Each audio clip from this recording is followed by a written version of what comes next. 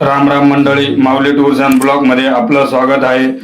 आपण उत्तर नर्मदा परिक्रमा केल्यानंतर रामपुरा येथून स्टॅच्यू ऑफ युनिव्हर्सिटी म्हणजे सरदार वल्लभभाई पुतळा बघण्यासाठी आपण जात आहोत. रामपुरापासून 22 किलोमीटर अंतरावर सरदार वल्लभभाई पुतळा बघण्यासाठी जात आहोत, जो की भारतातील सगळ्यात उंच असा स्टॅच्यू आहे. आपण समोर बघतोय ही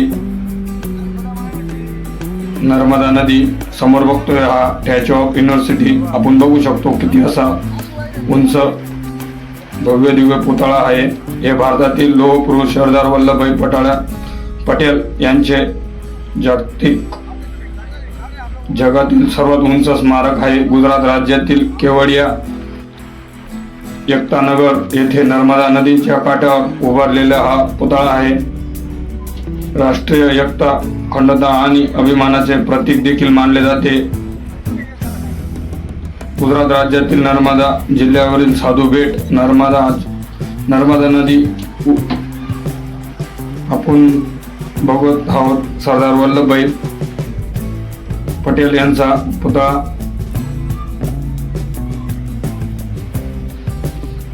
आपण उत्तर नर्मदा परिक्रमा करून स्टॅच्यू बघण्यासाठी पोहोचलेलो आहे. अतिशय सुंदर असा हा स्टॅच्यू युनिव्हर्सिटीचा रस्ता आपण बघत आहोत. त्यानंतर आपण तिकीट घेण्यासाठी जात आहोत. समोर बघताय तुम्ही हा तिकीट रूम.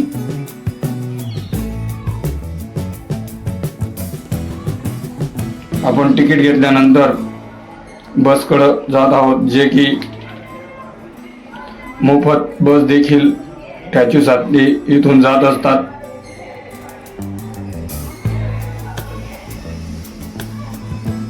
आपण तिकीट घेतल्यावर बसमध्ये चढत आहोत. बसमध्ये बसल्यानंतर आपण सरदार वल्लभभाई पटेल यांच्या पुतळ्याकडे जात आहोत. या पुतळ्याचे अनावरण 31 ऑक्टोबर 2018 रोजी झाले, जे की भारताचे पंतप्रधान नरेंद्र मोदी यांच्या हस्ते झालेले आहे. सरदार वल्लभभाई पटेल यांच्या 143व्या जयंतीनिमित्त लोकार्पण केला गेला. आपण बघत आहोत समोर सरदार वल्लभभाई पटेल यांचा पुतळा. अतिशय सुंदर असा ड्रीम प्रोजेक्ट आपण फायनली पोहोचलेलो आहे.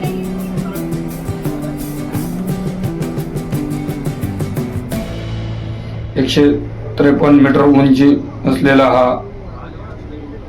त्यानंतर समोर नर्मदा डॅम देखील आहे. आपण बघू शकतो किती असा भव्य पुतळा आहे. त्यानंतर आपण नर्मदा डॅम कडे जाणार आहोत. समोर बघतोय हा नर्मदा डॅम स्टॅच्यू युनिव्हर्सिटीच्या एकदम समोरच आहे. तुम्हाला तेथे बसने देखील जाता येईल किंवा तुम्ही रिक्षा वगैरे ने देखील जाऊ शकाल.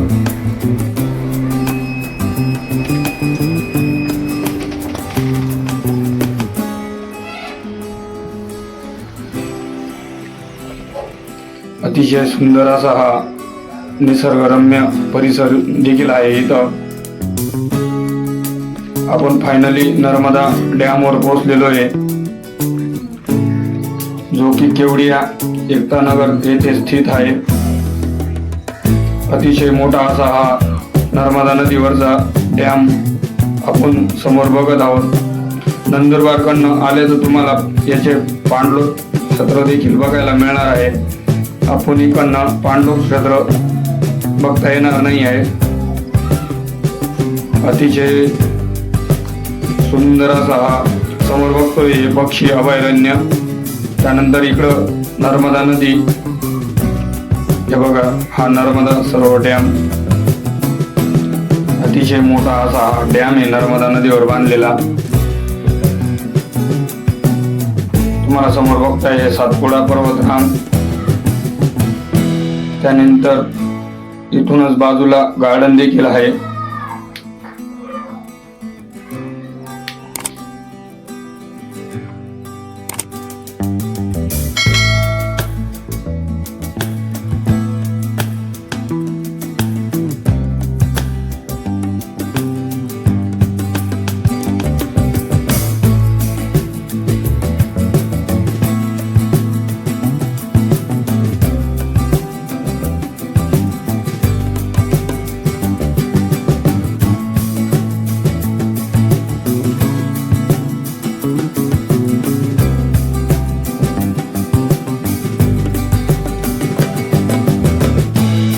नर्मदा डॅम बघितल्यानंतर आता नर्मदा गार्डनकडे जाणार आहोत, जे की टॅच्यू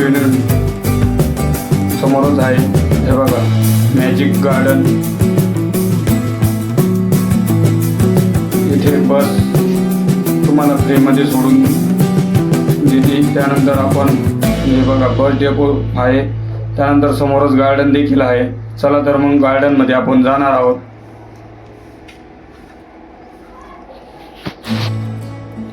आम्ही सकाळचे 7 वाजलेले होते. रात्री आम्ही नर्मदा परिक्रमा केल्यानंतर सकाळी 7 वाजता टॅच्यूकडं आलेलो होतो.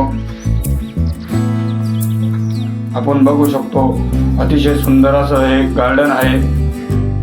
रात्रीचे तुम्हाला बरेचसे लाईट लेझर शो इथे बघायला मिळणार आहे. अतिशय सुंदर असं हे नर्मदा नदीवर बनवलेलं गार्डन. फाउंटन वगैरे आपण समोर बघत आहात.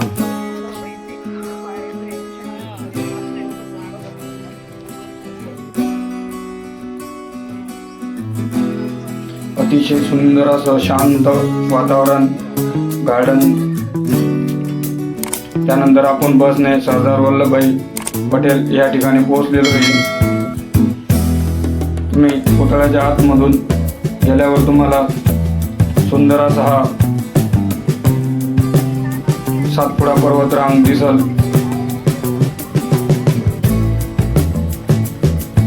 जे की सरदार वल्लभभाई पटेल पुतळा. आपण हा पुतळा 597 फूट एवढा उंच आहे, जो की 240 मीटर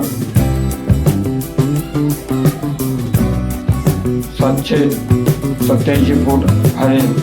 उद्घाटन देखील याचं 31 ऑक्टोबर रोजी झालेलं होतं.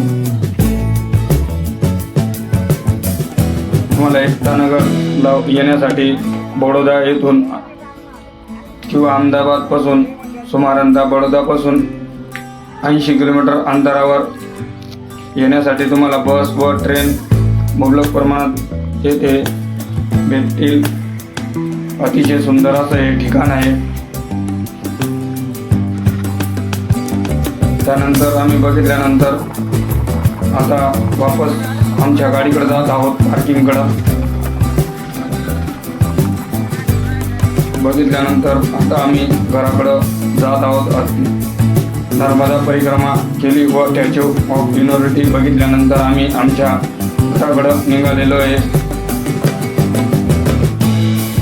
तर असेच नवनवीन व्हिडिओ बघण्याकरता आमचा माऊली टूर्स अँड ब्लॉग या यूट्यूब चॅनलला नक्की सबस्क्राईब करा व बेल आयकॉनला प्रेस करा. धन्यवाद.